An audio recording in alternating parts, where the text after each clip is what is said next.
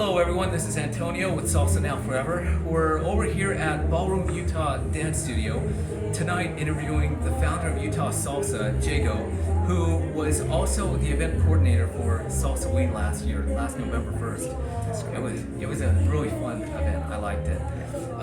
Question number one, Jago. Tell me, Jago, what are some of the challenges you face when working on big events like Salsa Week and Salsa Under the Stars? Oof, there's a lot. They're completely different events. Each one has its own challenges. For Salsa Under the Stars, we have to get special permits because you can't do music outdoors past 11 p.m., midnight, sometimes 10 p.m. So we gotta get special permits by the city. That's one of the biggest challenges for those outdoor events. For Salsa Window, we do have to have a special permit because it's still a big building. It's indoors, but Salsa Win is literally a monster to create. It's a giant. There's over 70 dancers, each one performing different routines. There's so many teams going in, and we have the whole production, the lights. That one is just, it's our biggest one. Even though it's not a congress per se, but it's probably the biggest salsa Latin event here in the state of Utah. Was it stressful? Yeah, Salsa Win is insanely stressful, especially the last 3 weeks, I think, before, because we have to coordinate special effects, we have to coordinate costumes, the lights, the music, and we have tricks like special machines that do different tricks that you don't see just in regular performances. So those ones, to coordinate it, because we're not a Hollywood production, it's just us dancers doing it. So that one is literally a monster to create. It's insane. Yeah, I liked it though. I'm going next year. Salsa Win, everybody loves it. Yeah. All right, question number two. I'm sorry, I got off script for a second. You're good. Yeah. Question number two. What drew you to Latin dancing, and how did you start training for it? Originally, there was no salsa here when I started. They started bringing dancers. Carlos Martinez and Victor, they started dancing here at the very beginning, and then little by little started teaching some new people. And I was, I think, I came after that. So I just took a class, and then after that, I was like, you know what, I'm gonna learn on my own, because there was no classes or anything like that here. So I started just basically figuring it out on my own and learning on my own. So yeah, nowadays it's easy. Nowadays you can have YouTube, you have classes all over, people learn. No, back then you have to figure it out on your own. No YouTube, no Facebook, no nothing. You have to go and hunt this stuff outside the state, go learn it, and then bring it back. So. And question number three, who are your biggest influences in the world of Latin dancing, and what's your favorite dance style? I'm curious to know that one. Okay, so I have a bunch. If you're talking about dancers, Fernando Sosa, El Jefe Sosa, like from Tropical Gem, amazing. We have Osman Perrones, Nate from Sin City Salseros. Let's see, and then what's my favorite? Yeah. Come on, it's salsa. Salsa is my favorite. Yeah. I mean, I love cumbia. Bachata I love too. I'm not gonna. Bachata is cool. Cumbia I like it because it's so fun. It's like so in my roots. Because in my country they play a lot of cumbia. But salsa, we don't play down there. But salsa, we have the alcohol. But salsa is just another special wine that's unbelievable. You have to acquire that taste. Salsa it's got everything. So salsa. And do you prefer salsa on one or salsa on two? On one. I love. You should learn both.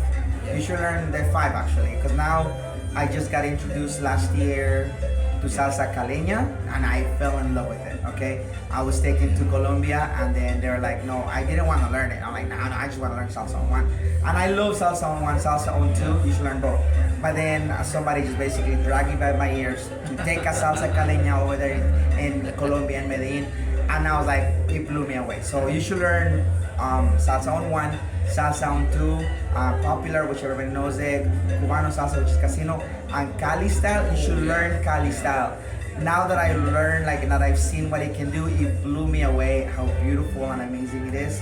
Thank you, the person that introduced me to it. I'm forever thankful. That totally changed my perspective, because I was always on one. Now, if I had to pick between the ones that I know, between salsa on one and on two, I will pick on one just because that's my style. There's nothing wrong with on two. It's on two, you dance inside the music and so flowing is so much water. It feels like water to me, so very fluid. But where salsa on one for me is the firepower. I like the firepower. I like to come in bang and boom boom boom boom in the shows. So salsa on one for me. And then lately I've been trying to introduce a lot of Cali style to my dancing because I just fell in love with it. Yeah, we like salsa. Yeah. Okay, next question. How does your Bolivian background impact your approach to Latin dancing? I don't think it really changes much. I mean, it got me introduced to dancing as a whole because in Latin countries you're basically forced to dance in school. Like I know in here you don't, but over there, when you go to high school or junior high, instead of having PE classes, you have actual dance classes. You have to learn folkloric dances. So like actual like dances where you actually perform a routine with your classmates and so on. So that kind of gets you into dancing. That's why most Latinos can dance because we're kind of like ingrained in the school. But that didn't influence and nothing at all in salsa. I was actually dancing folkloric here, but then when I abandoned and I learned about salsa, then I just switched. It's just much better. I mean, I love it. I love it much better. So.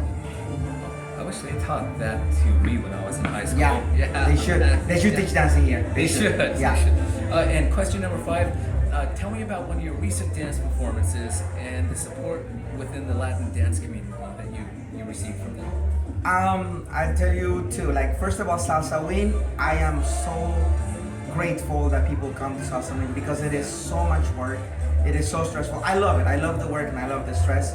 But Salsa Win is so big and it costs so much money to create. So I'm so thankful that everybody comes and pays their ticket. And I know it's the highest ticket price that we have, but it is really expensive to create. And I'm so thankful that every year we sell out and it just basically covers everything. So thankful for that Salsa Win. The one special one that barely happened last year, I created a brand new event outdoors called Cumbia Under the Stars. Yeah, I love like cumbia. We never done it. We done salsa under the stars, bachata under the stars. When I did cumbia, I was terrified because there's so money that you have to invest. But I was like, I don't know who's gonna come.